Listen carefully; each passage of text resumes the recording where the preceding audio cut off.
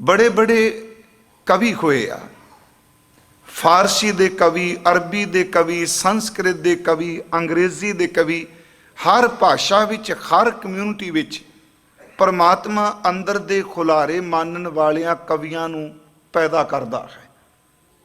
वो अपने अंदर दे ख्याल अखरां विच लिख के समाज सामने रखते हैं।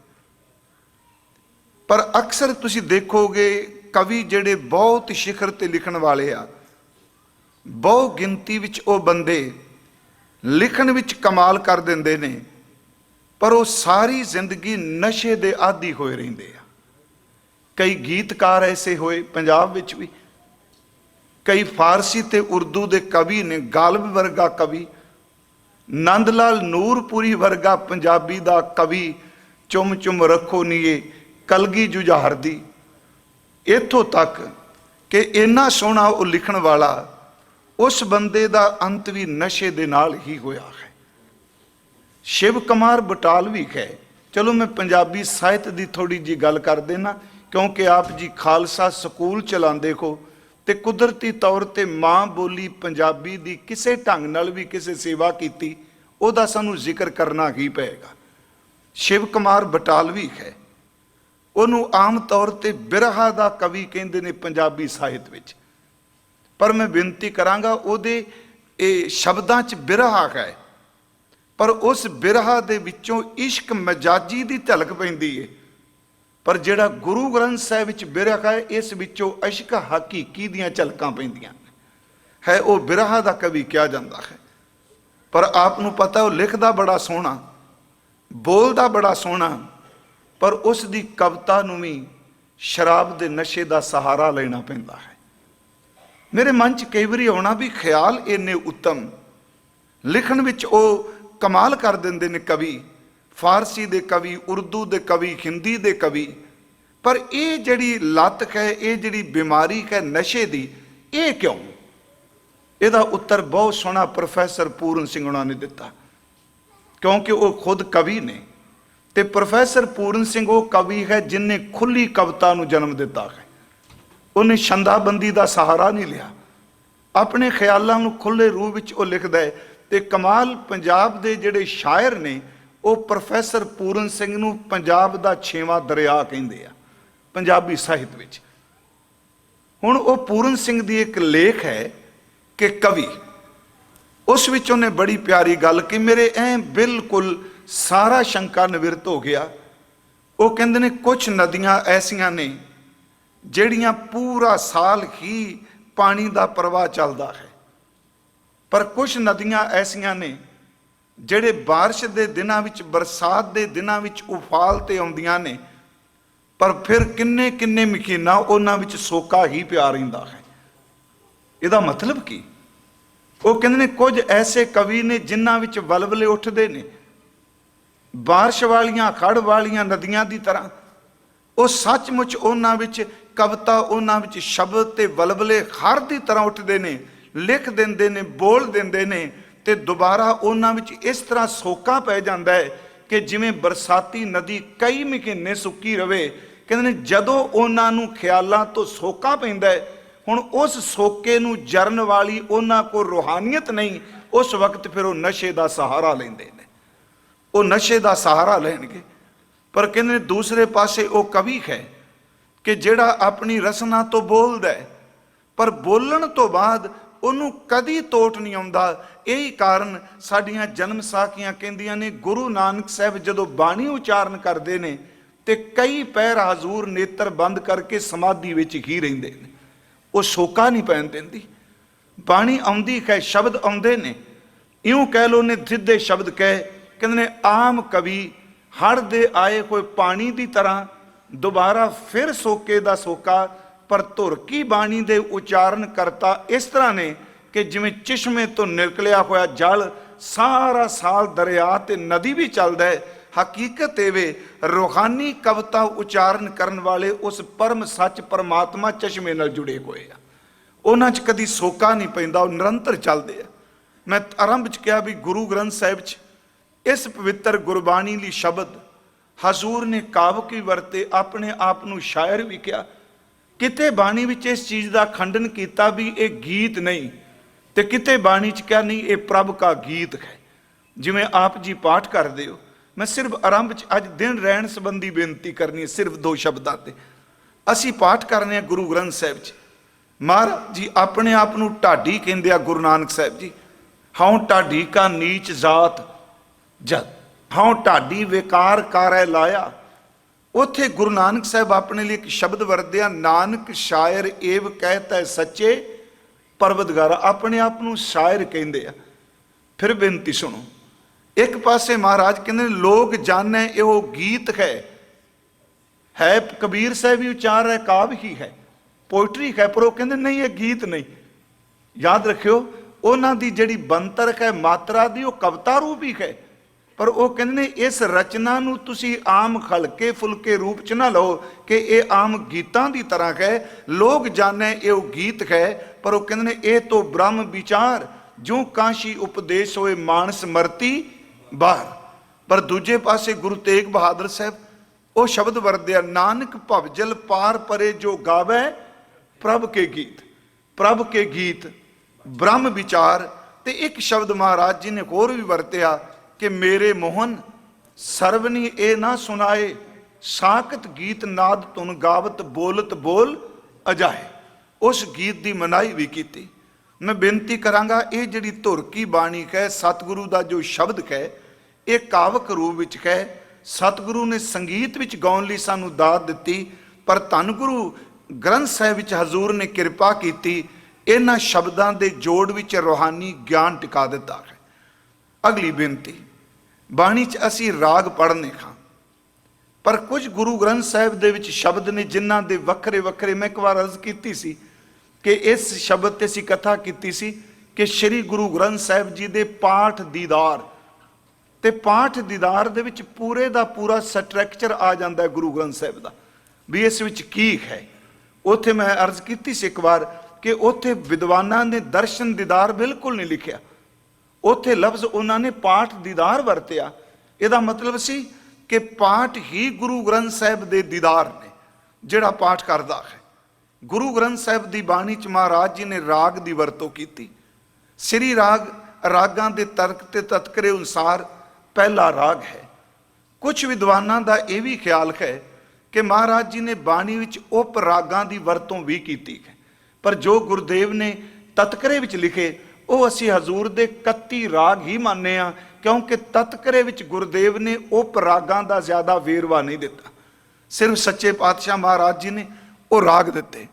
हुण उन्हां रागां दे अंदर सतगुरु ने एक तां जिहड़े पंजाब दा जां इलाके दा फोक सी ਉਹਨੂੰ आधार बना के रागां विच ਉਹ ਤਰਜਾਂ विच गाउण लई कह दिता। जिवें असी घोड़ियां दा जिक्र करने का, महाराज जी ने सरलेख दिता बड़हंस राग विच घोड़ियां। आप नूं पता है कि उत्थे घोड़ियां जदों इंसान पढ़दा सरलेख ते मन च आवेगा किते ਉਹ घोड़ियां ते नहीं ਜਿਹੜੀਆਂ ਵਿਆਹ ਵੇਲੇ ਗਾਈਆਂ ਜਾਂਦੀਆਂ ਨੇ। महाराज ने तर्ज घोड़ियां दी लै लई, पर याद रखियो उस रस्म दे बोलां नूं नहीं लिया। महाराज ने कहा गाओ, तर्ज बड़ी सोहनी है। महाराज ने नहीं कहा भी तुसी गाओ ना। तो मैनूं याद एक बारी साडे गुरमुख विद्वान कह रहे सन, असी कटोरे वाली साखी पढ़ने आ, महाराज ने चिक्कड़ विच डिगे हुए कटोरे नूं कड्ढण लई कहा। सच ये वे कि राग भी कोठे उत्ते कटोरा चंगा सी, पर चिक्कड़ वालियां सुरां विच लिबड़ गया। मेरे गुरु ने राग दे कटोरे नूं कढ के दे विच बाणी टिका दित्ती है। फिर बेनती जी, हुण वो शब्द जिहड़े ने महाराज सच्चे पातशाह जी ने घोड़ियां वरत्या सरलेख।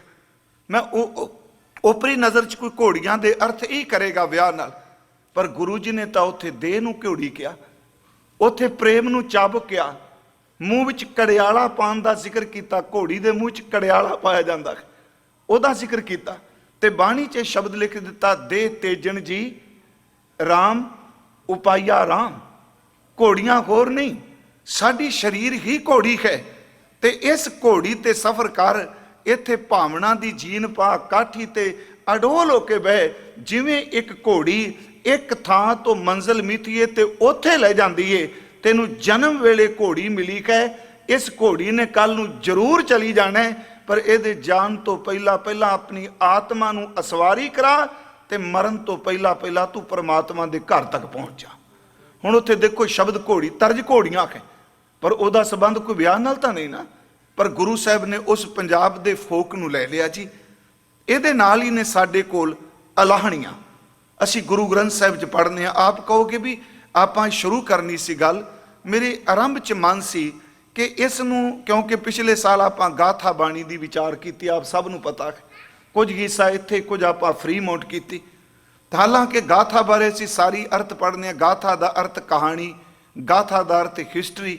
ਪਰ ਉਸ ਦਿਨ ਮੈਂ ਬੇਨਤੀ ਕੀਤੀ ਸੀ, ਗਾਥਾ ਦਰਅਸਲ ਪ੍ਰਕਿਰਤਕ ਤੇ ਪਾਲੀ ਬੋਲੀ ਦਾ ਸੰਗਮ ਹੈ, ਇੱਕ ਭਾਸ਼ਾ ਹੈ ਗਾਥਾ। ਗਾਥਾ ਦਾ ਅਰਥ ਕਹਾਣੀ ਵੀ ਹੈ, ਜਿਵੇਂ ਸਹਿਸਕ੍ਰਿਤੀ ਹੈ। ਗਾਥਾ ਦੀ ਆਪਣੀ ਥਾਂ ਹੈ। ਹਜ਼ੂਰ ਸੱਚੇ ਪਾਤਸ਼ਾਹ ਜੀ ਨੇ ਉਲਾਹਣੀਆਂ ਲੈ ਲਈਆਂ। ਹਾਲਾਂਕਿ ਉਲਾਹਣੀਆਂ ਦਾ ਸੰਬੰਧ ਸਾਡੇ ਪੰਜਾਬ ਦੇ ਵਿੱਚ, ਮੈਂ ਕਿਸੇ ਦੀ ਜ਼ਿਆਤ ਕਰਕੇ ਨਹੀਂ ਕਹਿ ਰਿਹਾ, ਇਹ ਇੱਕ ਖਾਸ ਕਰਕੇ ਨੈਣ ਨਾਲ ਤੇ ਜਾਂ ਮਿਰਾਸਨ ਨਾਲ ਹੁੰਦਾ ਸੀ। ਜਦੋਂ ਕਿਸੇ ਦੀ ਮੌਤ ਹੋ ਜਾਂਦੀ ਸੀ, ਹੁਣ ਇਹਨਾਂ ਘਟਨਾਵਾਂ ਨੂੰ, ਅਲਾਹਣੀਆਂ ਨੂੰ ਰਹਿਤ ਮਰਿਆਦਾ ਲੈ ਕੇ ਨਾ ਅੱਗੇ ਖਲੋ ਜੀ ਹੋਏ ਤੇ ਰਹਿਤ ਮਰਿਆਦਾ 'ਚ ਲਿਖੀ ਹੀ ਨਹੀਂ। ਹੁਣ ਗੱਲ ਅਲਾਹਣੀਆਂ ਦੀ। ਹੁਣ ਅਗਲਾ ਅਲਾਹਣੀਆਂ ਜਿਹੜੀਆਂ ਨੇ ਨਹੀਂ ਪਾਈਆਂ ਜਾਂਦੀਆਂ, ਲਿਖਿਆ ਵੈਣ ਨਹੀਂ ਪਾਣੇ, ਢਾਹਾਂ ਨਹੀਂ ਮਾਰਨੀਆਂ। ਇਹਦਾ ਮਤਲਬ ਅਲਾਹਣੀਆਂ ਦੇ ਵਿੱਚ ਮਹਾਰਾਜ ਨੇ ਅਰਥ ਬੜੇ ਕਮਾਲ ਦੇ ਦਿੱਤੇ ਨੇ, ਸਾਨੂੰ ਰਚਨਾ 'ਚ ਬੋਲ ਦਿੱਤੇ ਨੇ ਜਿਹੜੇ, ਪਰ ਅੱਖਾਂ 'ਚੋਂ ਪਾਣੀ ਆ ਜਾਂਦਾ ਹੈ। ਨਾਨਕ ਰੋਨਾ ਬਾਬਾ ਜਾਣੀਏ, ਜੇ ਰੋਵੈ ਲਾਏ ਪਿਆਰੋ। ਕਿਉਂਕਿ ਬੰਦੇ ਦਾ ਅੰਦਰ ਹੈ ਜੀ। ਹੁਣ ਕਈ ਵਾਰੀ ਆਪਾਂ ਕਹਿ ਦਿਆਂਗੇ ਰੋ ਪਿਆ, ਇਹ ਅੰਦਰੋਂ ਕਮਜ਼ੋਰ ਨਿਕਲਿਆ। ਮੇਰੇ ਤੇ ਮਨ 'ਚ ਇੱਕ ਦਿਨ ਪਾਠ ਕਰਦੇ ਆਇਆ, ਆਹ ਮਹਾਰਾਜ ਦਾ ਬਚਨ ਕੀ ਕਰਾਂਗੇ ਕਿ ਸੱਜਣ ਮੇਰੇ ਰੰਗਲੇ ਜਾਏ ਸੁੱਤੇ ਜਿਰਾਣ, ਹੰਪੀ ਵੰਝਾ ਡੂਮਣੀ ਰੋਵਾਂ ਝੀਣੀ ਬਾਣ ਕੇ। ਉੱਥੇ ਵੈਣ ਪਾਣ ਦਾ ਜ਼ਿਕਰ ਨਹੀਂ, ਢਾਹਾਂ ਦਾ ਜ਼ਿਕਰ ਨਹੀਂ। ਝੀਣੀ ਬਾਣ ਦਾ ਅਰਥ ਬੁੱਲ ਬੰਦ ਨੇ ਪਰ ਨੇਤਰ ਛਲਕਦੇ ਪਏ ਆ, ਕਿਉਂਕਿ ਰੋਣਾ ਅੰਦਰ ਨੂੰ ਖਲਕਿਆਂ ਕਰਦਾ ਹੈ। ਜੇ ਬਿਰਹਾ ਵਿੱਚ ਕੋਈ ਰੋਂਦਾ ਹੈ, ਸੱਚੀ ਮੁੱਚੀ ਅੰਦਰ ਦੀ ਮੈਲ ਧੋ ਕੇ ਲਗਾ ਜਾਂਦਾ ਹੈ। ਜਦੋਂ ਬੰਦਾ ਰੋਂਦਾ ਉਦੋਂ ਹੌਲਾ ਜ਼ਰੂਰ ਹੋ ਜਾਂਦਾ ਹੈ। ਫਿਰ ਬੇਨਤੀ ਕਰਾਂਗਾ, ਹੁਣ ਉੱਥੇ ਅਲਾਹਣੀਆਂ ਨੇ, ਤੇ ਅਲਾਹਣੀਆਂ ਦੀ ਤਰਜ਼ ਜਿਹੜੀ ਹੈ, ਜਾਂ ਤਾਂ ਨੈਣ ਜਾਣਦੀ ਸੀ ਤੇ ਜਾਂ ਮਿਰਾਸਨ ਜਾਣਦੀ ਸੀ। ਇੱਕ ਦਿਨ ਹੁੰਦਾ ਸੀ ਬਕਾਇਦਾ, ਭੋਗਵੇ ਤੋਂ ਪਹਿਲਾਂ ਵੀ ਤੇ ਇੱਕ ਬਾਅਦ ਵਿੱਚ ਵੀ, ਮੋੜਵੀਂ ਮਕਾਨ ਕਹਿੰਦੇ ਸਨ ਆਉਣੀ। ਉਹ ਸਾਰੀਆਂ ਬੀਬੀਆਂ ਨੂੰ ਵ੍ਰਿਤਾਕਾਰ ਗੋਲਾਕਾਰ ਖੜਿਆਂ ਕਰਦੀ ਸੀ ਤੇ ਆਪ ਨੈਣ ਵਿੱਚ ਖਲੋ ਕੇ ਅਲਾਹਣੀ ਪਾਉਂਦੀ ਸੀ।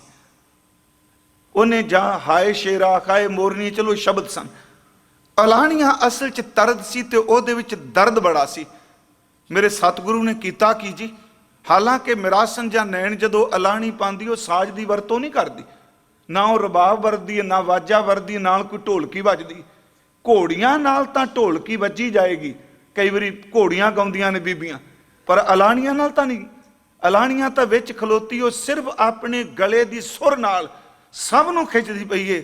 ਗੁਰੂ ਨੇ ਕਿਹਾ ਬੜੀ ਕਮਾਲ ਦੀ ਤਰਜ ਹੈ, ਇਹ ਦਰਦ ਭਰੇ ਮੋਹ 'ਚ ਗੀਤ ਗਾਉਂਦੀ ਏ। ਇਹਨੂੰ, ਇਸ ਅਲਾਹਣੀ ਨੂੰ ਤਰਜ ਲੈ ਲਈ ਤੇ ਗੁਰੂ ਸਾਹਿਬ ਨੇ ਅਲਾਹਣੀਆਂ ਉਸ ਤਰਜ ਵਿੱਚ ਗਾਣ ਲਈ ਕਹੀਆਂ। ਮਹਾਰਾਜ ਨੇ ਕਿਹਾ ਧੰਨ ਸਰੰਦਾ ਸੱਚਾ ਪਾਤਸ਼ਾਹ, ਜਿਨ ਜਗ ਧੰਦਾ ਲਾਇਆ, ਮੋਹਲਤ ਪੁੰਨੀ ਪਾਈ ਭਰੀ, ਜਾਨੀੜਾ ਘੱਤ ਚਲਾਇਆ। ਮੇਰੇ ਕਹਿਣ ਤੋਂ ਮੁਰਾਦ ਇਹ ਪੰਜਾਬ ਦਾ ਫੋਕ ਸੀ। ਪਿਛਲੇ ਸਾਲ ਇੱਕ ਹੋਰ ਮੈਂ ਬੇਨਤੀ ਕੀਤੀ ਕਿ ਵਣਜਾਰਾ ਹੈ, ਬਾਣੀ ਸਲੇਖਮ ਦਾ ਵਣਜਾਰਾ ਕਰੇ ਲੈ ਆਉਂਦਾ ਹੈ। ਹਾਲਾਂਕਿ ਵਿਦਵਾਨ ਸੱਜਣ ਅਜੇ ਖੋਜ ਕਰੀ ਜਾ ਰਿਹਾ। ਕਰਹਲੇ ਦਾ ਲਫ਼ਜ਼ੀ ਅਰਥ ਵੈਸੇ ਹੁੰਦਾ ਊਠ ਦਾ ਬੱਚਾ ਜਾਂ ਊਂਠ, ਤੇ ਵਣਜਾਰੇ ਦਾ ਅਰਥ ਹੈ ਵਪਾਰੀ। ਡਾਕਟਰ ਮਹਿੰਦਰ ਕੌਰ ਗਿੱਲ ਬਹੁਤ ਸੁਗੜ ਵਿਦਵਾਨ ਸਨ, ਮਾਤਾ ਸੁੰਦਰੀ ਕਾਲਜ ਦਿੱਲੀ ਦੇ, ਉਹ ਪਿਛਲੇ ਦਿਨੀ ਚਲਾਣਾ ਕਰ ਗਏ ਆ। ਉਹਨਾਂ ਨੇ ਗੁਰੂ ਗ੍ਰੰਥ ਸਾਹਿਬ ਔਰ ਖਾਸ ਕਰਕੇ ਸਿੱਖ ਬੀਬੀਆਂ ਤੇ ਬਹੁਤ ਖੋਜ ਭਰਿਆ ਲਿਖਿਆ ਹੈ। ਗੁਰੂ ਗ੍ਰੰਥ ਸਾਹਿਬ ਤੇ ਪਿਛਲੇ ਦਿਨਾਂ ਉਹਨਾਂ ਗੁਰੂ ਗ੍ਰੰਥ ਸਾਹਿਬ ਜੀ ਦੀ ਲੋਕ ਧਾਰਾ ਤੇ ਕਿਤਾਬ ਲਿਖੀ। ਪਰ ਉਸ ਡਾਕਟਰ ਮਹਿੰਦਰ ਕੌਰ ਗਿੱਲ, ਚਲੋ ਸ਼ਬਦ ਕਹਿ ਦੇਣੇ ਚਾਹੀਦੇ ਨੇ, ਜਿਹਨੇ ਸੇਵਾ ਕੀਤੀ ਹੋਵੇ, ਉਸ ਦੀ ਲਿਖਤ ਵਿੱਚ ਤੁਹਾਨੂੰ ਕਦੀ ਸੁੱਕਾ ਤਰਕ ਤੇ ਅਸ਼ਰਧਾ ਨਹੀਂ ਮਿਲੇਗੀ। ਉਹਦੀ ਲਿਖਤ ਵਿੱਚ ਸ਼ਰਧਾ ਪੂਰਨ ਮਿਲੇਗੀ ਮਹਾਰਾਜ ਜੀ ਦੇ ਪ੍ਰਤੀ, ਗੁਰੂ ਮਹਿਲਾਂ ਦੇ ਪ੍ਰਤੀ। ਉਹ ਕਿਤਾਬ ਮੈਂ ਜ਼ਰੂਰ ਬੇਨਤੀ ਕਰਾਂਗਾ ਪੜ੍ਹਨ ਵਾਲੀ, ਜਿਹੜੇ ਗੁਰੂ ਗ੍ਰੰਥ ਸਾਹਿਬ ਵਿੱਚ ਆਈ ਹੋਈ ਜਿਹੜੀਆਂ ਰਚਨਾਵਾਂ ਨੇ ਉਹਦੇ ਬਾਰੇ ਨੌਲੇਜ ਲੈਣੀ ਚਾਹੁੰਦੇ ਆ। उन्होंने उस किताब 'च लिखा, असल च वणजारा दे लफ्जी अर्थ व्यापारी ने, पर है ये तर्ज। लफ्जी अर्थ व्यापारी ने, ये तर्ज किहदी है? वो कहंदी सन जेड़े लोग टांडे, टांडे का अर्थ आप समझते हो गड्डियां ते व्यापार करते सन, गड्डियां ते व्यापार करना। वो व्यापारी जदों रात नूं चलते सन जां हनेरे विच जंगल विच विचरदे सन, ते अगे जिहड़ा खलोता हुंदा सी अगला गड्डा लिजाण वाला, वो उच्ची आवाज़ विच बोलदा सी, ते जिहड़ा दूसरा है ਉਹਦੇ ਅਸਥਾਈ ਦਾ ਉੱਤਰ ਦੇਣ ਲਈ ਅੰਤਰਾ ਗਾਉਂਦਾ ਸੀ। ਮਹਾਰਾਜ ਨੇ ਦੇਖਿਆ ਰਾਤ ਨੂੰ ਰਹਿਣ ਦਿਓ, ਕੋਈ ਨਹੀਂ, ਬੰਦ ਰਹਿਣ ਦਿਓ। ਰਾਤ ਨੂੰ ਦੇਖਿਆ ਵੀ ਆਵਾਜ਼ ਇੰਨੀ ਰਸ ਭਰੀ, ਹਾਲਾਂ ਉਹਨਾਂ ਕੋਈ ਸੰਗੀਤ ਥੋੜਾ ਸਿੱਖਿਆ ਗੱਡੇ ਬਾਣ ਵਾਲਿਆਂ ਨੇ, ਪਰ ਗੁਰੂ ਸਾਹਿਬ ਜੀ ਨੇ ਉਹ ਵਣਜਾਰਾ ਦੀ ਤਰਜ ਲੈ ਲਈ ਤੇ ਨਾਲ ਕਿਹਾ, ਭਾਈ ਸਿੱਖੋ ਇਹਨਾਂ ਸ਼ਬਦਾਂ ਨੂੰ ਉਸ ਤਰਜ ਵਿੱਚ ਗਾਇਓ ਜਿਵੇਂ ਗੱਡਿਆਂ ਵਾਲੇ ਵਣਜਾਰੇ ਗਾਉਂਦੇ ਹੁੰਦੇ ਨੇ। ਹੁਣ ਕਰਹਲਾ ਹੈ, मैं अर्ज की करहला लफ्जी अर्थ असी सारिया ऊंट ही पढ़े जी, मन अर्थ किए गए, पर दरअसल करहला राजस्थान की एक तर्ज है। ऊंट पिछे ऊंट बनिया जाता है, ते कई बारी दो बंदे 100 ऊंट आके ले जाते, एक अगे उन्हें रस्ता पकड़िया, एक सब तो पिछे, पर वो अपने इस काफले नूं महफूज रखने के लिए जदों अपनी जबान तो बोलते ने, गाउंदे ने, एक स्थाई बोलता, दूसरा अंतरा चुक रहा है, तो महाराज कहते आ इस शब्द नूं उस राजस्थानी तर्ज विच गायो जिहदे विच करहला गाया जाता है। मेरे कहन तो मुराद ये सतगुरु ने बख्शिश की। हुण जिहड़ी गल आपां अज करनी है, राग माज है, तो मेरा ख्याल कि श्री गुरु ग्रंथ साहिब दे अंदर जिथे राग महाराज जी ने वरते, वारां लईआं, वारां नाल धुनां लईआं, उत्थे गुरु ग्रंथ साहिब की बाणी विच सच्चे पातशाह जी ने टाइम के सरलेख थले बाणी लिखी, समय के सरलेख थले। इस बेनती नूं सुन लई। हुण टाइम की गिनती मिनती जिहड़ी सी, सानू जिहड़ी टाइम के सरलेख थले बाणी मिलेगी, आ 12 माह खत्म होया है, ते 12 माह तो बाद ही महाराज ने दिन रैण दर्ज कर दिता है। फगुण का महीना समाप्त हुंदा है, माह च अखीरला पदा हुंदा है, उस तो बाद गुरुदेव ने दिन रैण की बाणी लिख दी। हुण दिन रैण टाइम नाल संबंधित है, 12 माह टाइम नाल संबंधित है, रुत्ती जिहड़ी है रुत्तां वो टाइम नाल संबंधित ने, 7 वार जिहड़े ने वो टाइम नाल संबंधित ने, पहरे जिहड़े ने वो टाइम नाल संबंधित ने, 15 थित्तां जिहड़ियां ने वो भी समय दे नाल संबंधित ने।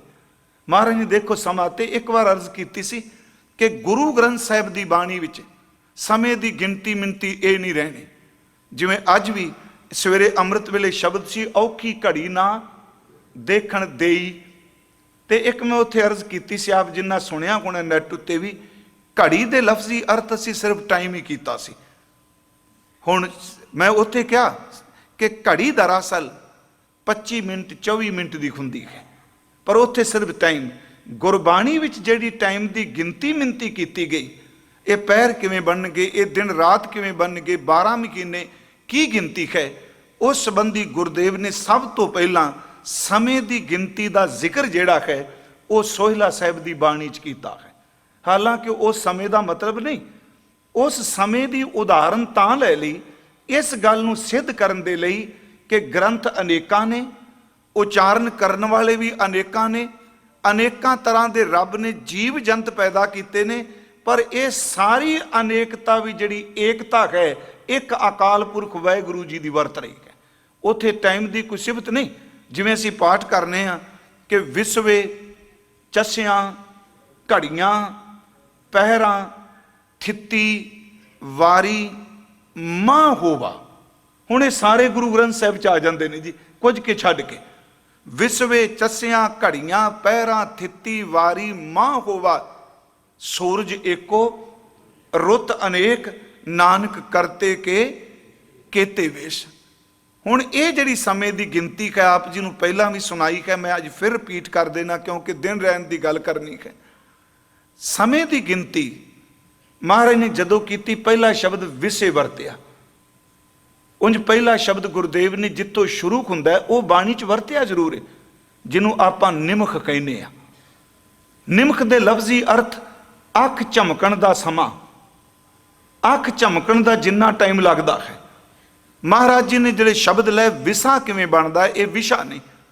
अख नूं 15 वारी कुदरती तौर ते चमके, आप जोर ला के नहीं, कुदरती तौर ते 15 वारी अख झमकी जाए तो ये 15 वारी झुमकन नाल एक विसा बनता है।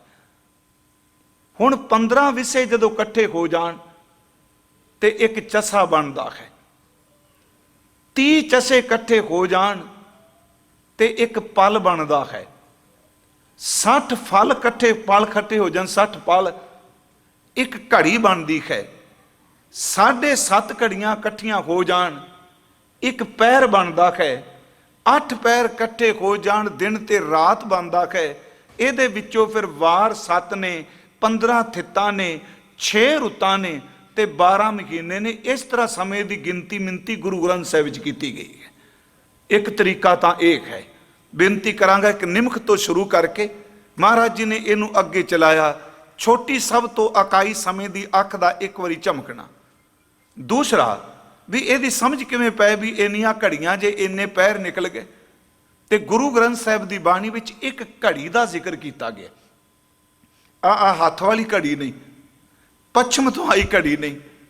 उस घड़ी नूं गुरु ग्रंथ साहिब च शब्द वरत्या पाई।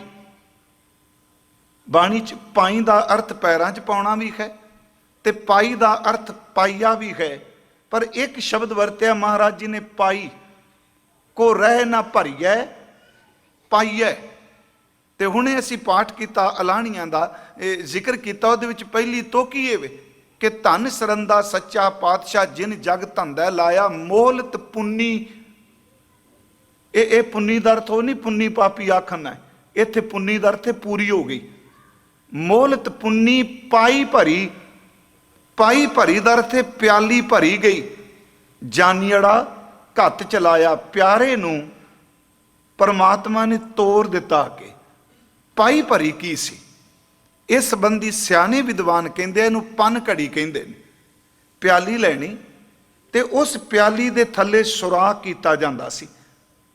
हुण उस सुराख नूं प्याली नूं भरे कोई पानी उत्ते रख देना ते खुंदा की सी, उस प्याली दे तले दे सुराख विचों पानी ऐसता ऐसता प्याली विच भरी जाता सी।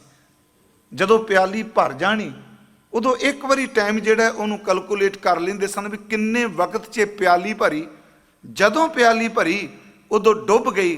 महाराज जी ने असल 'च उस समय नूं मौत नाल अर्थ करदिआं कहा कि जिवें एक प्याली दे तले विचों पानी भरिया जाए ते प्याली डुब जाती है, जिहड़ी भरेगी वो डुबेगी। इत्थे महाराज जी ने कहा प्यारिओ जिवें प्याली भर जाए तो डुब जाती है, इस तरह बंदे की जिंदगी का अंत होवे ते इन्हें भी डुब जाना है। पर एक विलक्षणता होर बाणी च मैं थोड़ी जी फिर तुहाडे तो अज खिमा मंग रहा। सिर्फ मैं अज समय ते बेनती पहली करनी चाहना है जी। हजूर ने एक बख्शिश होर की। एक थां ते क्या प्याली भरी गई ते डुब गई, इहदा मतलब शरीर गया। प्याली भरी ते तन खत्म। दूजे पासे क्या जे भांडा खाली हो गया तो खत्म।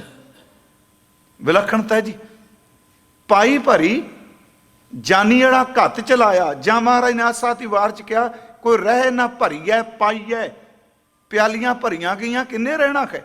पर दूजे पासे गुरु तेग बहादुर साहब भजन करते आ, चेतना है तो चेत लै निस दिन मैं प्यार प्राणी, छिन छिन औद बिहात है फूटे घट जो पानी। उतों पानी निकलन की उदाहरण मौत की लै ली, इत्थे पानी भरीचन की हजूर ने उदाहरण लै ली कि पाई जिहड़ी है वो डुब गई। महाराज जी ने फिर बख्शिश की जी। उन्होंने समय की कदर वास्ते गुरु ग्रंथ साहिब च टाइम के सरलेख तले, समय के सरलेख तले अमृत बाणी नूं दर्ज किया है। जिहड़ा समय का सरलेख गुरु ग्रंथ साहिब च लिया गया जी। सब तो पहला मैं बेनती करांगा, महाराज जी ने पहरे लए आ। पहर जिवें मैं अर्ज की उंज जे आ घड़ियां ही वेखो भी पहर किन्ने चिर दा बनेगा, 3 घंटे का एक पहर है जी। पर इन्हें पहर लै ले। सतगुरु ने दिन ते रात लै ले। गुरु साहब ने हफ्ते दे 7 वार जिहड़े ने वो लै ले। 12 माह गुरुदेव ने लै ले। 6 रुतां लै लियां ते गुरु साहब ने किरपा की थित्तां भी बाणी विच दर्ज कर दित्तियां। पर यदा मतलब ये नहीं कि टाइम दे सरलेख बाणी दर्ज की ते समय दी पूजा की गई। गुरु ग्रंथ साहिब विच समय नूं पूजिया नहीं गया, समय नूं सफल बनाया गया है। समय दे पूजन का मतलब जिवें दिनां दी पूजा करनी, वारां दी पूजा करनी, मेरे दाता जी ने फिर उस टाइम दे थल्ले दिता रूहानी ज्ञान है। महाराज ने जिमें पैर लै, मैं सिर्फ जिहा थोड़ी जी बेनती कर देना कि समा परमात्मा की एक दात है। जिहड़ा जीवन की कदर जानन लग पैंदा है वो समय नूं पहचान जाता है, जिहड़ा जीवन की कदर नहीं जानता वो समय नूं नष्ट कर दिंदा है। इसे करके गुरु ग्रंथ साहिब ने टाइम नूं संभालण दा बहुत ज़्यादा जोर दिता कि तू अपने वक्त नूं संभाल। ताई तां महाराज ने कहा जां को आए सोई विखाजो, हर गुरते मनै बसेरा। ताई शब्द वरते करो बेनंती, सुनो मेरे मीता, संत टहल की बेला, इयां खाड़ चलो कर लाहा आगे, बसन सुहेला औद घटै। समय का जिक्र है ना जी कि उम्र घटती पई, औद घटै, दिन सुरैना रे, मन गुरमिल काज सवारे। समय बारे क्या बहती जात कदे दृष्ट ना धारत। गुरु ग्रंथ साहिब की बाणी ने समय नूं संभालण दी बड़ी जोर दिता। मैं इत्थे थोड़े जज बचन लाए ने गुरु ग्रंथ साहिब विचों, चाहे गुरु नानक साहिब जी ने, कोई गुरु साहिब जी, भगत साहिब, वो टाइम नूं संभालण ते बड़ा जोर देणगे भी वेखी वक्त अजाई ना निकल जाए, ये दोबारा हाथ नहीं होना। कदी इनू नदियां वाह वछन्या शब्द वरतनगे, पानी की तरह निकल गए, इन्हें वापस नहीं आना। महाराज वार वार शब्द वरतते ने कि जेड़ा समा मिलिया है तू इस समय नूं सकारथा कर। गुरु ग्रंथ साहिब विच महाराज जी ने समय की गल करदिआं एक बचन किया है कि यह समा दिन ब दिन जदों तैनूं मिलिआ ये घटदा पिया है।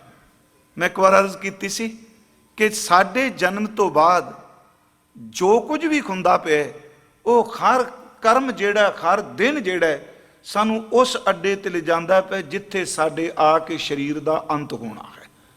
वो दिन है, वो रात है, वो सवास है।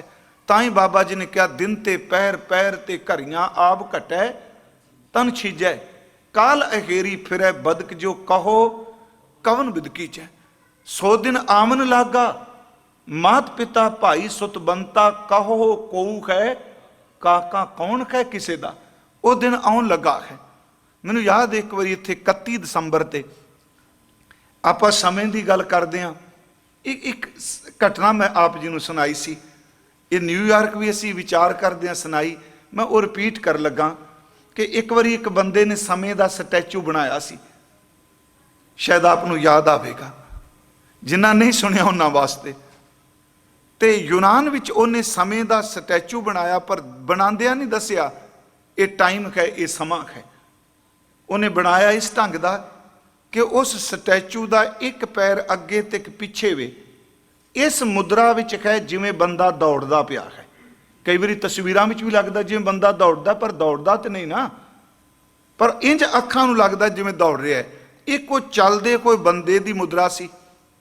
दूजा उन्हें की काम कीता, ਉਹਦੇ ਦੋਨਾਂ ਹੱਥਾਂ ਦੇ ਵਿੱਚ ਨਾ ਇੱਕ ਦਾਤ ਤੇਜ ਦਾਤਰ ਪਕੜਾ ਦਿੱਤਾ, ਦੋਵਾਂ ਪਾਸਿਆਂ ਤੋਂ ਤਿੱਖਾ।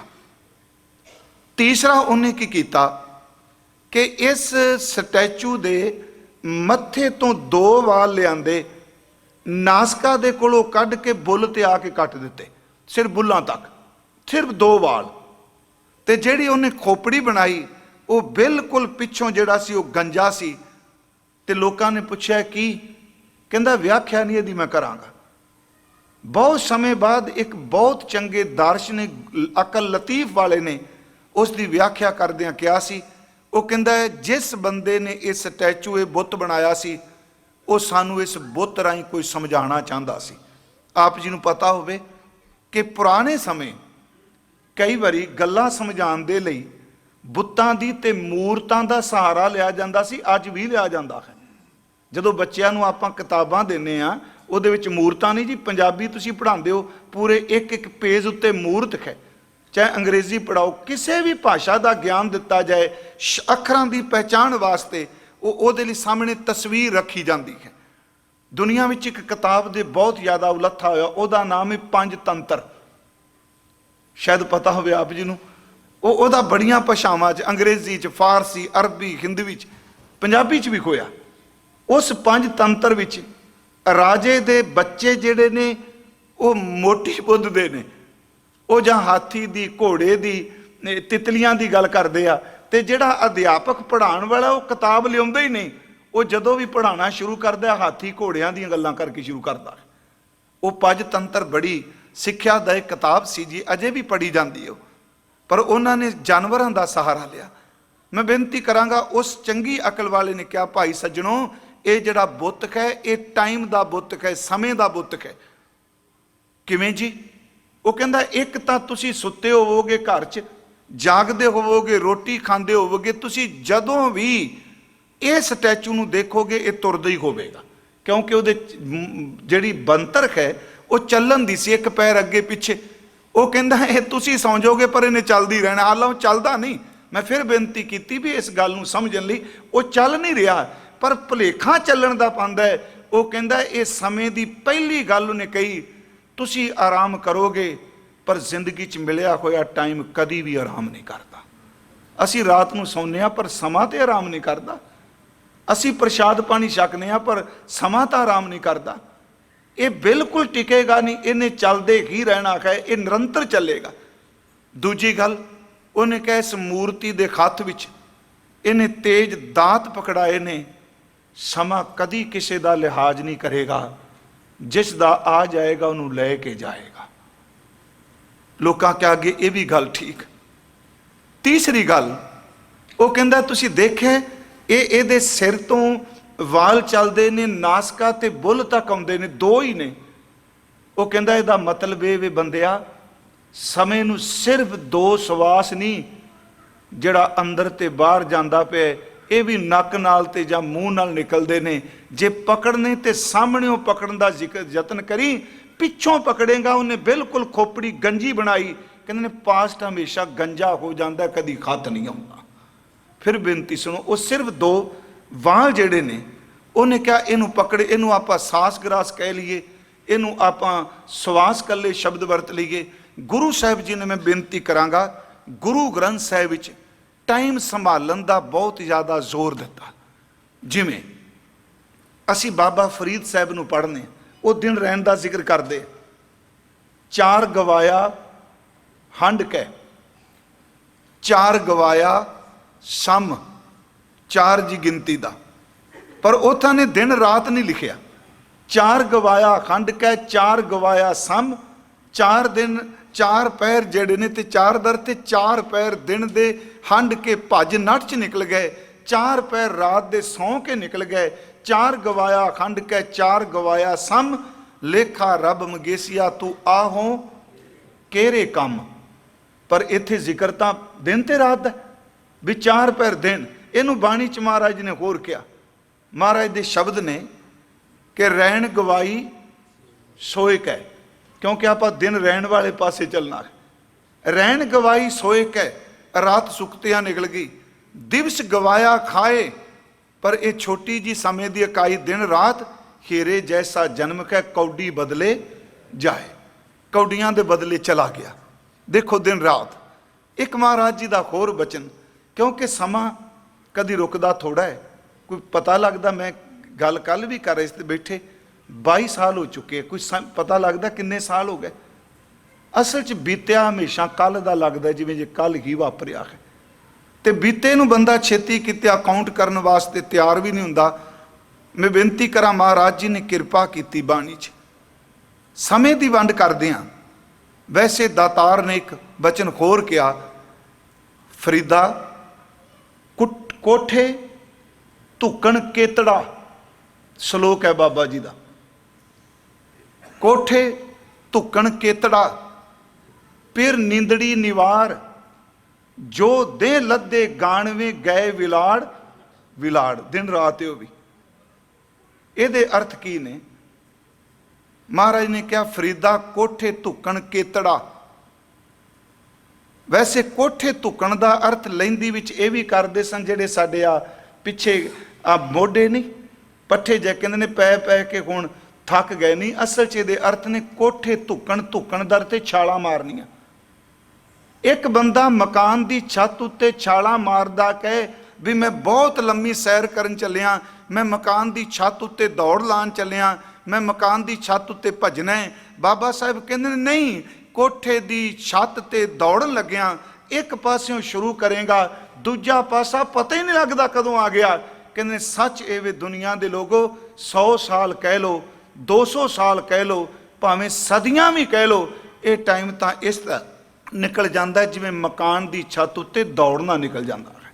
कोठे धुकण केतड़ा, फिर नींदड़ी निवार, ਜਿਹੜੀ नींद ਨੂੰ तू प्यारी करी बैठा इनू छड़ दे। जो दे लद्दे गाणवे, गाणवे का अर्थ है गिनती दे। ਜਿਹੜੇ परमात्मा ने तेनू गिनती मिणती दे दिन दिते, गए विलाड़, विलाड़ दर ते छाला मार दे, निकल गए कि तू यतन करता रहा पर वो दिन रुके नहीं, वो तेरे कोलों बिल्कुल अगे निकल गए। उन्होंने भी दिन रात का इत्थे जिक्र किया। उंज गुरु नानक साहब जी गुरु ग्रंथ साहब विच समय का जिक्र करदियां करदियां समय की व्यर्थता जिहड़ी उम्र है उसका जिक्र भी महाराज ने बाणी च कीता। जिवें 3 हिस्सियां च भी कीता, 10 हिस्सियां च भी कीता, 4 हिस्सियां च भी कीता। जदों आ पाठ करने बाल जवानी और बिरध पुन है तो टाइम की हरकत ना सारी। बाल जवानी और बिरध पुन 3 अवस्था जान, 3 अवस्थावां ने, पर परमात्मा के सिमरन तो बिना महाराज कहते तिन्ने ही व्यर्थ ने। फिर सतगुरु ने 10 हिस्सियां च भी किया। 10 बाल तन 20 रवन, 30 का सुंदर का हावै, 40 पुर कोई 85 पाखित है, 60 के बुढ़ेपा आवे, 70 का मतहीन, 80 का विखार न पावे, 90 का सेजासनी, मूल न जाने आप बल टंडोलम ढूंढम, डिठ में नानक जग धुवें का धौल कर। गुरु साहब ने उत्थे समय नूं एक धूं दे बदल दे नाल भी तुलना दी है। फिर बेनती करांगा, उत्थे क्या 10 साल बलपन बचपन च निकल गए, 20 साल अगे आ गए, 10 बाल तन 20 रवन, 30 का सुंदर कहावै, 40 पुर है। महाराज ने 40 ते पुर कह दिता, पूरा हो गया। 85 50 साल की उम्र च हुण उम्र ढल लग पई, 60 के बुढ़ेपा आवे, 70 का मतहीन, 70 साल दे नूं अकल दा हीणा कहन लग पे, 80 का विखार ना पावे, 80 साल का उन्हें कर नहीं सकता, 90 का सेजासनी। मैं फिर क्या ये खारक की गल नहीं, ये उस उम्र का जिक्र किया जिहड़ी नाम तो व्यर्थ चली गई है। 90 साल का मंजे ते पिया है, सेजासन का अर्थ सेजे ही आसन बन गई। महाराज कहते बस ये इस तरह लंघ गए जी। 10 तो शुरू किया, 100 ते आ गए, इंज लग गए जिमें धूं नूं हवा लै गई है, पता ही नहीं लगे कदों। इनू महाराज ने फिर इन्हां 10 की भी व्याख्या की, जिमें 10 बाल तन 20 रवन, इन्हां 10 की व्याख्या भी की। पहला प्यार लगा था, उत्थे भी 10 ने। पहला प्यार लगा थन दुध, दूजा माए बाप की सुध, तीजा भैया भाभी बेब, चौथा प्यार उपन्नी खेड, पंजवें खान पियन की तात, 6वें काम न पुछे जात, 7वें संझ किया करवास, 8वें क्रोध हुआ तन नाश, 9वें धौले उबे सा, 10वें दद्दा हुआ सुवाह, गए से गीत पुकारी ता। महाराज ने उत्थे 10 हिस्सियां च भी मैं बेनती करांगा कि गुरु ग्रंथ साहब की बाणी ने मिले हुए वक्त नूं संभालन ते बहुत ज़्यादा जोर दिता है। हजूर ने बख्शिश की कि दिन रात नूं संभालन का जिक्र किया। थोड़ा जिहा मैं इशारा फिर कर जाना कि जिमें पहरे ने 4 पैर ने, उत्थे रात दे पैर 8 पैर नहीं महाराज ने गिने। उत्थे पहला पैर है कि माता दे उदर च, दूजा पैर है जन्म तो बाद लाड दा, तीजा पैर है जोबन ते धन की प्राप्ति का, ते चौथा पैर जदों फसल पक गई तो हुण वड्डई आनी है। उत्थे है समय की गल, पर साडी जिंदगी रूपी रात नूं 4 हिस्सियां च वंड दिता। आपां कहांगे भी पैर ते 3 घंटियां दा है, पर उत्थे महाराज जी ने 3 घंटियां दा पैर एग्जाम्पल लई है समय की, पर उन्होंने तो 12-13 साल नाल जोड़ जोड़ के अर्थ किए। जिमें पहला पैर है रैण कै वणजारिया मित्रा हुक्म भया गरबास, ये पैर 3 घंटियां का नहीं, ये पैर 10 महीनों का है, 9 महीनों का है। उस तो बाद दूजा पैर है रैण कै वणजारिया मित्रा विसर गया ध्यान, ये बालपन किशोर है। तीजा पैर है रैण कै वणजारिया मित्रा धन जोबन सोचित, ये भी 3 घंटिया का नहीं, ये भी 20-22 साल अपना असर कर जाता है। चौथा पैरा रैन कै वणजारिया मित्रा लावी आया खेत। महाराज ने पैरे दे सरलेख थले बाणी दर्ज की। फिर पैरियां दा जोड़ दिन रैन कै, दिन ते रात कै, 7 वार ने। चलो 7 वारां दी मेरा ख्याल आप इत्थे कथा कर चुके हैं, कीती सी एक बार कि आदित करै भगत आरंभ काया मंदर मनसा थम। 12 माह का जिक्र असी तकरीबन सारे पढ़ने। गुरु ग्रंथ साहिब च 2 12 माह ने, 2 वार 7 ने। गुरु साहिब ने किरपा की, रुत्तां ने, थित्तां कबीर जी की भी है। वैसे गुरु अर्जुन देव जी की भी बचन पढ़ने खां। मेरे कहण तो मुराद सतगुरु ने इस सारी समय की गिनती मिनती के सरलेख थले सिर्फ तो सिर्फ रूहानी उपदेश ही दिता है। मुख की गल जी, अज महाराज जी ने ये जड़ा दिन रैन बाणी असी शुरू करनी, इन्नी कु भूमिका, क्योंकि मैं आरंभ च कहा मैं सिर्फ इन्ना को अज बेनती करनी है कि गुरु साहब इस दिन रैन विच बिरखा दे शब्द वरतदे आ। इहदे विच वैणा दा जिक्र हुंदा है, इहदे विच भैण कह के आवाज़ां मारियां जांदियां ने।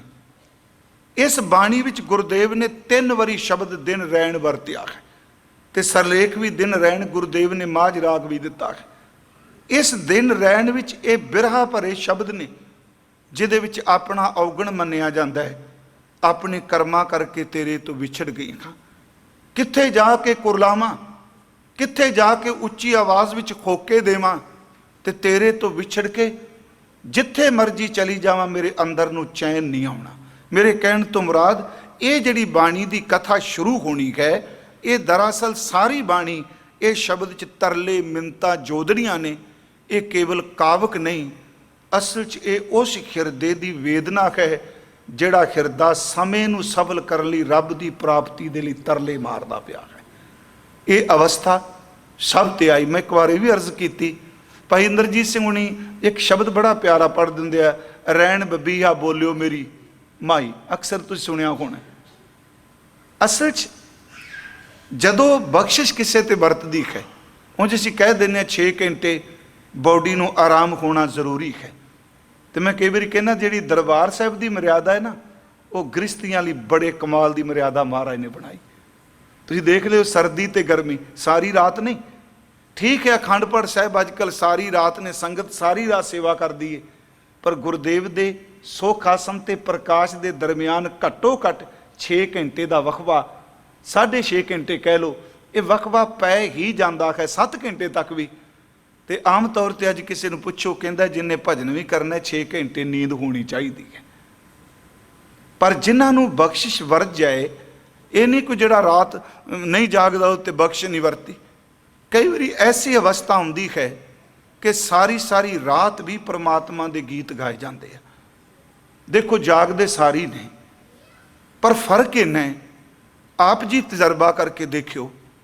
चलो खौमे च नहीं, एक रात जे पूरी भी जाके गुरु साहब की बाणी पढ़ी जाओ, नेम करी जाओ, मैं हठ नहीं कह रहा, नींद आए अखां ते पानी का छट्टा मार लईए। आम तुसी जागदे रहो, कंप्यूटर ते काम करो, सवेरे सिर भारा, बंदा डिगदा, जबान थतलांदी है, अखां बंद हुंदियां ने। सारी रात जे परमात्मा की इबादत विच लंघ जाए, सवेरे इंज लगता जिवें कई दिनों की नींद पूरी करके हल्के फुलके हो गए, क्योंकि गुरबाणी अपनी वो किरपा वरतांदी है। गुरु नानक साहब बारे ये जिहड़ा शब्द है, रजनीश ने जो पुणे टीका शुरू किया गुरु जपजी साहब का, उन्हें इनू कहानी कह के शुरू किया। तो मैं एक बार पुणे भी उत्थे जो कथा करन जाईदा, पिछे कैंट ओदा आश्रम जै, मैं उत्थे एक बेनती की सी गुरुद्वारे कि दरअसल ये कहानी नहीं, ये गुरु ग्रंथ साहब का शब्द है। इस शब्द की साखी जिन्हों कहानी कह रहा है, ये बाबे पिरथीए दे पुत्र मेहरबान की जन्म साखी उहदे विच दर्ज है कि महाराज सारी रात बैठे है। प्लीज़ इनू फिर सुनियो कि ये आप कहांगे जी ये सारी रात की प्रपंच, इत्थे तां बाणी च तरले ले गए आ कि कर्महीन धन करे बिनंती, कद नानक आवे वारी, सब सुहागण माणै रलियां एक देवो रात मुरारी। की उस बंदगी नहीं मंगी? बाबे फरीद नूं पुछो, कहंदे ने अज ना सुती कंत स्यों, अज ही इबादत नहीं कीती। अंग मुड़े मुड़ जाए, जाए पुछो डुहागनी तुम क्यों रैन विखाए। जिन्हें कदी नहीं जपिया ओदी हालत किन्नी कु तरस जोग होवेगी। मैं दो सिर्फ उदाहरण आप जी नूं देणियां ने। बड़े ऐसे गुरमुख ने ਜਿਹੜੇ ਰਾਤ ਨੂੰ ਆਪਣਾ ਵੱਤਰ ਦਾ ਬੀਜ ਸਾਂਭ ਲੈਂਦੇ। ਗੁਰੂ ਨਾਨਕ ਸਾਹਿਬ ਸਾਰੀ ਰਾਤ ਵੀ ਕਈ ਵਾਰੀ ਉਸ ਇਬਾਦਤ ਵਿੱਚ ਜੁੜੇ ਰਹਿਣਾ। ਹੁਣ ਕਈ ਵਾਰੀ ਅਸੀਂ ਕਹਿ ਦਿੰਦੇ ਹਾਂ ਵੀ ਗੁਰੂ ਸਾਹਿਬ ਨੂੰ ਭਗਤੀ ਦੀ ਲੋੜ ਨਹੀਂ, ਉਹ ਤਾਂ ਵੈਸੇ ਧੁਰ ਤੋਂ ਹੀ ਨੇ ਪਿਆਰਿਓ। ਅਭੇਦ ਹੋਇਆ ਆਪਸ ਕੋ ਆਪੇ ਆਦੇਸ਼ ਕਹੇ, ਆਪਣੇ ਆਪ ਨੂੰ ਆਪ ਹੀ ਮੱਥੇ ਟੇਕ ਰਿਹਾ ਹੈ। ਪਰ ਉਂਝ ਗੁਰੂ ਗ੍ਰੰਥ ਸਾਹਿਬ ਦੀ ਬਾਣੀ ਮੁਤਾਬਕ ਕਿ ਗੁਰੂ ਨਾਨਕ ਸਾਹਿਬ ਦੀ ਭਗਤੀ ਬਹੁਤ ਜ਼ਿਆਦਾ ਹੈ। सतगुरु नानक भगत करी एक मन, भट्ट साहिब कह रहे हैं, सतगुरु नानक भगत करी एक मन, तन मन धन गोबिंद दियो। अंगद अनंत मूर्त निज धारी, आगम ज्ञान रस रस्यो हियो। अगे की है, गुरु अमरदास करतार कियो वस। गुरु अमरदास तीजे पातशाह ने रब नूं अपने वस कर लिया, पकड़ लिया। रब नूं किवें पकड़िया? कहन लगे वाह वाह करते आयो, वाहेगुरु वाहेगुरु कह के गुरु अमरदास ने रब नूं नूड़ के रख लिया। भट्टां दे मुताबक सतगुरु नानक भगत करी एक मन, तन मन धन गोबिंद दियो। अंगद अनंत मूर्त निज धारी, अगम ज्ञान रस रस्यो हियो। गुरु अमरदास करतार कियो वस वाहो, वाहो करते आयो। श्री गुरु रामदास जयो जय जग में, तै हर परम पद पायो। धन गुरु नानक साहब बारे भगती की गल कर रहे हैं गुरु ग्रंथ साहब। एक वचन असीं गुरु रामदास का पढ़ने, धन धन गुरु जिन नाम आराध्या। गुरु जी की भगती का जिक्र गुरु ग्रंथ साहब करते, जिन्ना नाम आराधना किया। भाई गुरदास साहब लिखते हैं कि पहला बाबे पाया बख्श दर, पिछों दे फिर काल कमाई। रोज रेत अक आहार कर रोड़ां दी गुर करी विछाई। भारी करी तपस्या वड्डे भाग हरस्यों बनियाई। भगती का जिक्र करते हैं। महाराज मेहरबान की जन्म साखी च लिखिया है कि पपीए बोलन का जिक्र उत्थे भी है। जिहड़ी वो कहानी कह रहा है असल च साखी तो है गुरु ग्रंथ साहब का शब्द कि सारा पिंड रात नूं सुता है, पर बाबा जी के घर का दीवा बलदा है।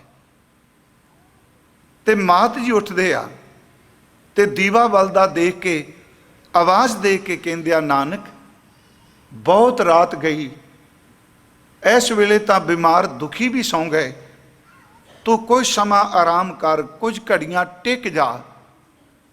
मैं देख रही हाँ तू रात दा बैठा है। वाहिगुरू जी फिर बेनती है कि गुरु साहब जी की इस अवस्था का जिक्र गुरु साहब खुद बाणी च करदे आ।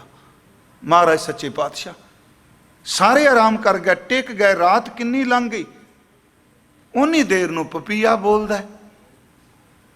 पिया पिया की आवाज़ आउंदी है, प्रियो प्रियो बोलदा है। ते महाराज फिर उत्ते शब्द कहंदे आ, रैन बबीया बोलियो मेरी माई। मां इकल्ला मैं नहीं, तू कहनी है बस तू जागना, मैं नहीं एक होर भी जागदा पिया। आ देख कि आ पपीया पियो पियो पुकार रहा है, तेनू देख हनेरे च दिसदा नहीं पिया, एदियां अखां च पानी आ, एदी जबान विलकदी है, एदा प्यारा तां नेड़े वे पानी दियां चार छिट्टां पईयां ते रज जाएगा, अपना तां सफर भी बड़े दूर दा है। रैन बबीया बोलियो मेरी माई, लोचन तार ललता बिल राती, दर्शन प्यास रजाई, अपने प्यारे बिन एक खिन रह ना सकूं, बिन मिले नींद ना पाई। मेरे कहण तो मुराद रात जागदे। एक खास करके बाबा फरीद साहब बारे जी सारी सारी रात जाग के इबादत करते सन। मैं आप जी नूं एक बारी सुनाया सी कि उन्हां दे मुरशद ख्वाजा बख्तियार काकी साहब सन ते बाबा फरीद साहब तो जिहड़े बाद च गद्दी नशीन सन जी, वो अपने हज़रत निज़ामुद्दीन औलिया सन बाबा फरीद साहब तो बाद। ते कुदरती तौर पर बाबा साहब दीयां गल्लां चलियां, जिवें गुरु अंगद देव जी भाई बाले नूं कोल बुलांदे आ, जिहड़ी जन्म साखी आपां पढ़ने आ, ते महाराज कहंदे आ गुरु नानक साहब दे कौतक सुणाओ, क्योंकि गुरु अंगद साहब सिर्फ अपना 7 साल रहे आ, हजूर दे कोल 1532 तो 1539 तक रहे। ਜਦੋਂ ਕਹਿੰਦੇ ਆ ਸੁਣਾਓ ਮਹਾਰਾਜ ਸਾਖੀਆਂ ਸੁਣਾਉਂਦੇ ਆ। ਮੈਂ ਬੇਨਤੀ ਕਰਾਂਗਾ ਹਜ਼ਰਤ ਨਿਜ਼ਾਮੁਦੀਨ ਔਲੀਆ ਨੂੰ ਕਿਸੇ ਪੁੱਛਿਆ ਬਾਬਾ ਫਰੀਦ ਦੀ ਜੀਵਨ ਦੀ ਕੋਈ ਘਟਨਾ ਸੁਣਾਓ, ਉਹਨਾਂ ਨੇ ਇੱਕੋ ਗੱਲ ਕਹੀ, ਕਹਿੰਦੇ ਨੇ ਅਸੀਂ ਥੱਕ ਕੇ ਰਾਤ ਨੂੰ ਹੁਜਰੇ ਅੱਗੇ ਲੰਮੇ ਪੈ ਜਾਂਦੇ ਸਾਂ ਜ਼ਮੀਨ ਤੇ, ਪਰ ਬਾਬਾ ਸਾਹਿਬ ਸਾਰੀ ਰਾਤ ਪੁਕਾਰਦੇ ਸਨ।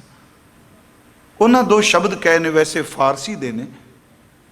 ਕਹਿੰਦੇ ਨੇ ਇੱਕ ਰਾਤ ਰੋਣ ਦੀ ਆਵਾਜ਼ ਆਈ ਤੇ ਅਸੀਂ ਦਰਵਾਜ਼ੇ ਦੀ ਝੀਤ ਵਿੱਚੋਂ, ਝੀਤ ਜਿਹੜੀ ਫੱਟਿਆਂ ਦੇ ਵਿੱਚ ਜਿਹੜਾ ਫਾਸਲਾ ਹੁੰਦਾ ਸੀ ਸੁਰਾਖ, ਉਸ ਝੀਤ ਵਿੱਚੋਂ ਦੇਖਿਆ।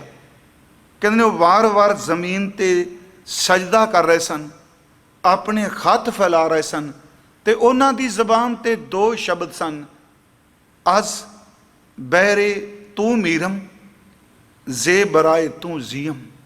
ਇਹਦਾ ਮਤਲਬ ਰੱਬ ਜੀ ਜੇ ਮੈਂ ਮਰਾਂ ਤੇ ਤਾਂ ਵੀ ਤੇਰੀ ਇਬਾਦਤ ਕਰਦਿਆਂ ਹੀ ਮਰਾਂ, ਜੇ ਮੈਂ ਜ਼ਿੰਦਗੀ ਦੇ ਸਵਾਸ ਲਵਾਂ ਤੇ ਜਿੰਦਿਆਂ ਵੀ ਤੇਰੀ ਇਬਾਦਤ ਹੀ ਕਰਦਾ ਰਹਾਂ। ਕਹਿੰਦੇ ਸਾਰੀ ਸਾਰੀ ਰਾਤ ਉਹ ਪੁਕਾਰਦੇ ਸਨ।